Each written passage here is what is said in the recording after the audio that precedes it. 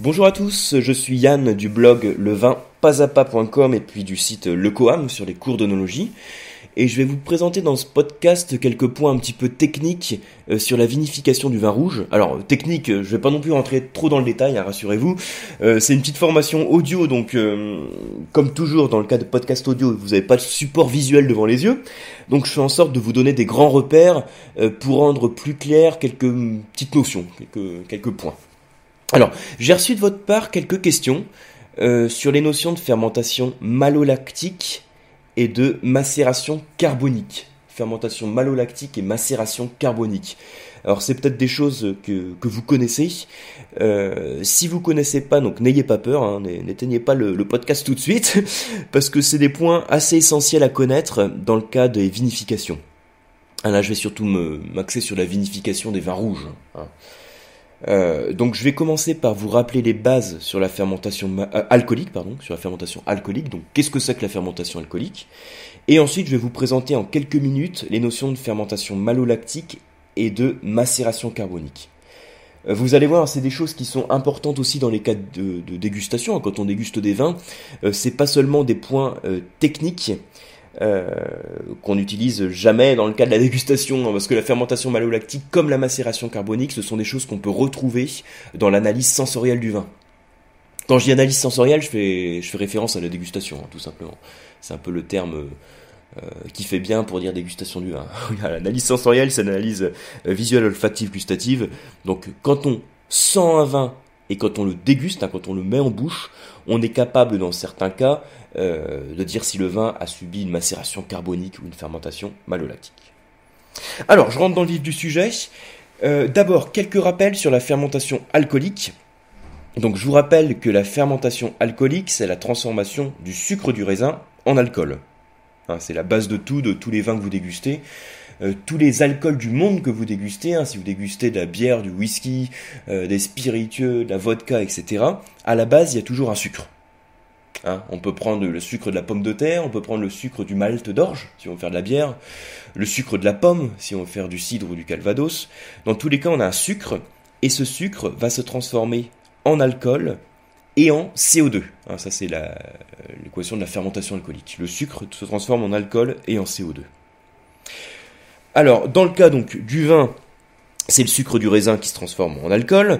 Faut savoir que c'est quelque chose qui a été expliqué il y a bien longtemps. Le premier, je crois que c'était Gay-Lussac, donc vers 1810, dans ces eaux-là. Donc le chimiste qui est le premier à énoncer l'équation de la fermentation alcoolique. Le sucre qui devient de l'alcool et du CO2. Un peu plus tard, Pasteur, donc vers 1860, s'est rendu compte que finalement, ce qui permettait cette fermentation alcoolique, c'était les levures.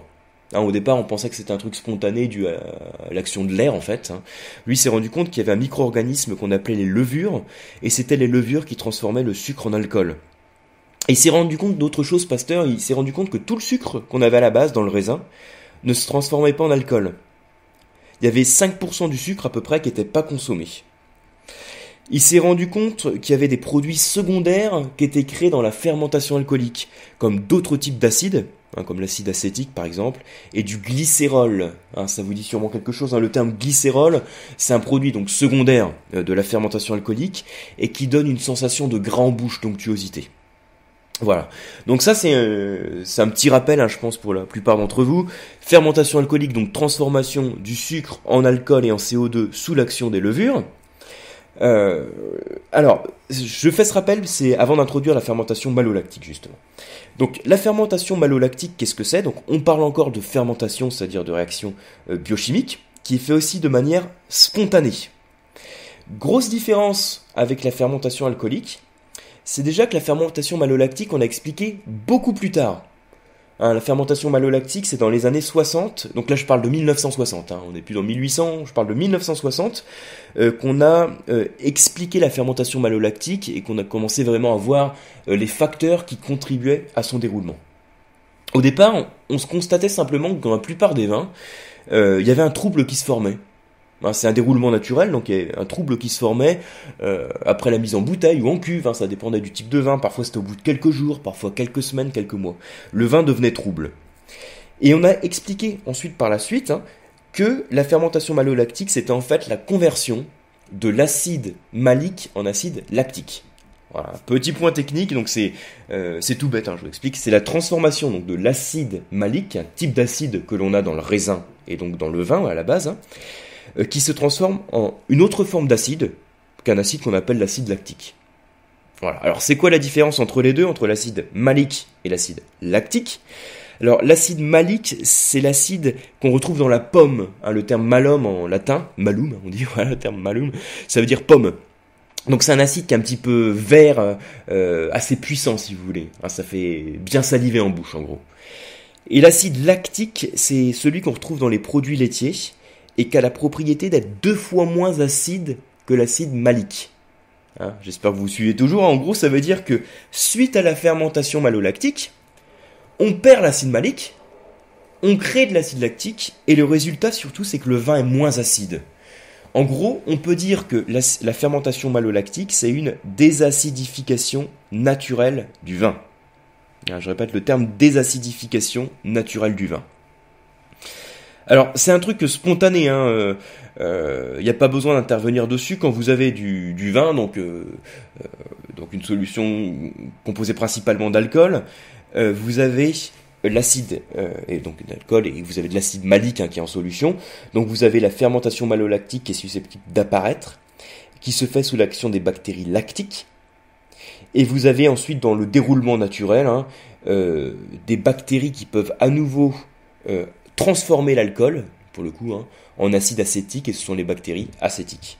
Donc ça c'est une parenthèse qui n'a pas grand chose à voir avec la fermentation malolactique, mais je vous le précise quand même que qu'est-ce que c'est que là c'est pour vous donner une différence en fait entre les deux types de bactéries, les bactéries lactiques et les bactéries acétiques. Les bactéries lactiques créent la fermentation malolactique, c'est elles qui permettent la fermentation malolactique. Et les bactéries acétiques, comme leur nom l'indique, elles vont transformer l'alcool en acide acétique qu'est le vinaigre. C'est le destin de tout vin de finir en vinaigre, d'être piqué si vous voulez. Et la piqûre acétique, la transformation du vin en vinaigre se fait sous l'action des bactéries acétiques. Voilà, donc c'était une petite parenthèse sur la bactérie acétique. Donc qu'est-ce qu'il faut retenir de la fermentation malolactique? Qu'on note FML pour aller plus vite. La fermentation malolactique. Alors, c'est une forme de stabilisation du vin. Alors qu'est-ce que ça veut dire stabiliser le vin? C'est l'empêcher le vin de s'altérer, si vous voulez, de développer un défaut.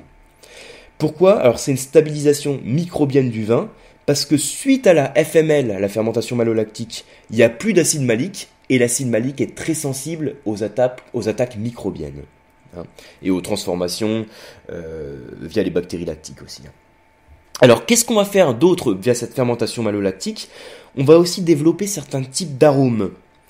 On va développer des arômes qui ont un caractère un petit peu lacté, par un composé qu'on appelle le diacétyl. Bon, vous n'êtes pas obligé de retenir le terme technique, mais retenez que ça crée des arômes qui ont un caractère un peu lacté.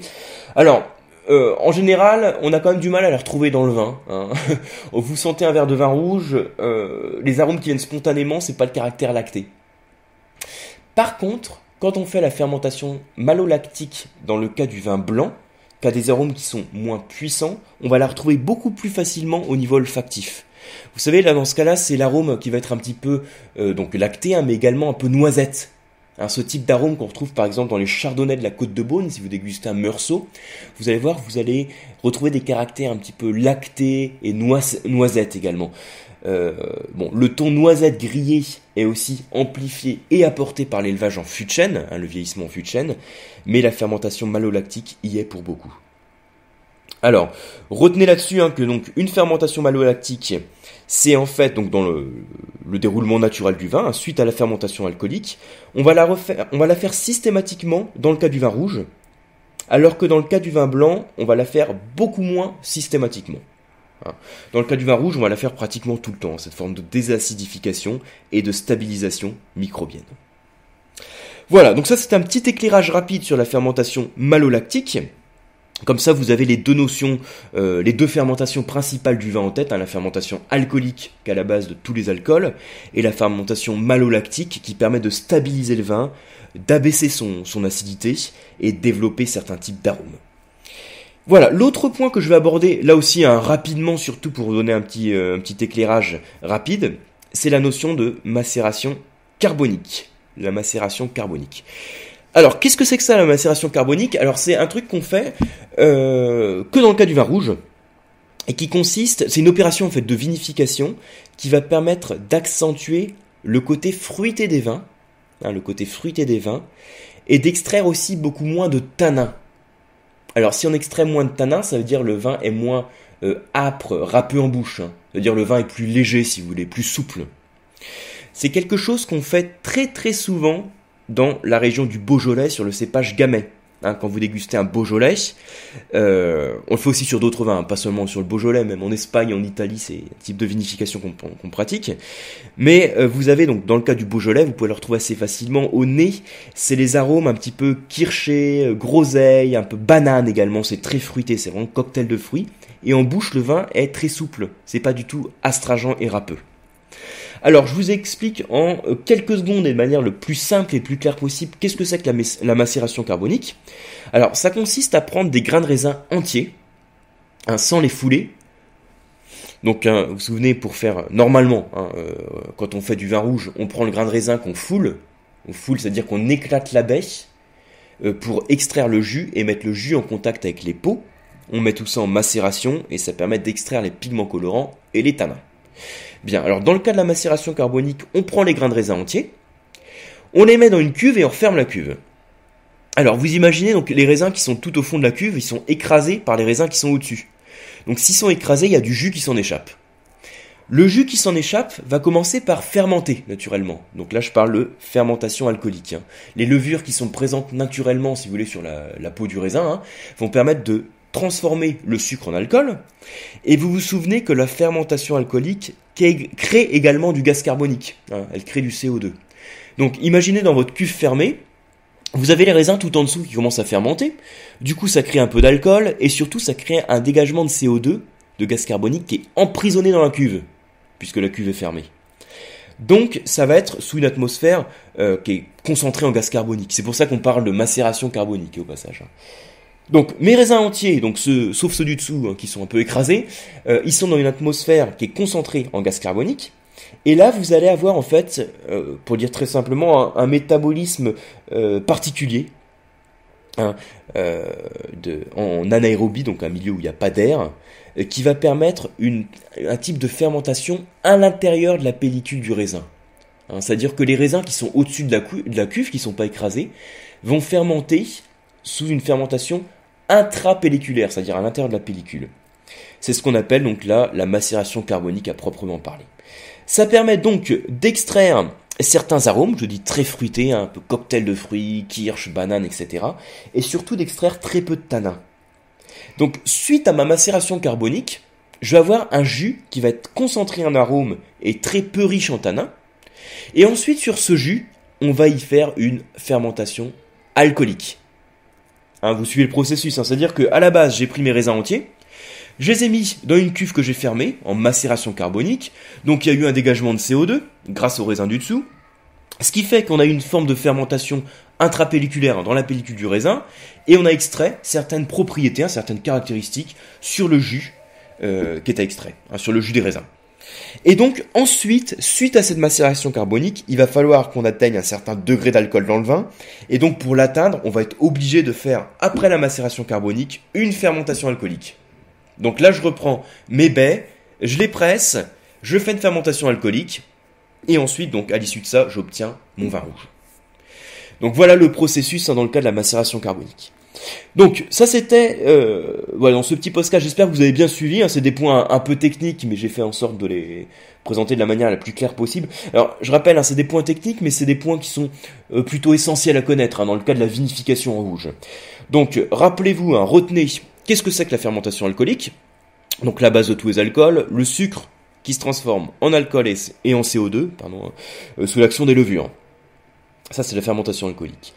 Autre type de fermentation qui suit en fait la fermentation alcoolique, c'est la fermentation malolactique, qui est une transformation de l'acide malique en acide lactique et qui correspond en fait à une désacidification naturelle du vin, qu'on fait tout le temps dans le cas du vin rouge, et qui permet aussi de développer certains types d'arômes, et surtout le grand plus, c'est que c'est une stabilisation naturelle, microbienne du vin. Et l'autre point que j'ai développé en quelques minutes, c'était la notion de macération carbonique qui permet de donner un côté très fruité, très léger au vin en extrayant beaucoup moins de tanins et des caractères aromatiques très particuliers. Voilà, donc je vous remercie d'avoir suivi ce podcast. Quand c'est un point un peu technique, voilà, c'est bien de tenir jusqu'au bout, donc bravo. Et puis je vous dis à très bientôt pour un nouveau podcast et de nouveaux articles. À bientôt.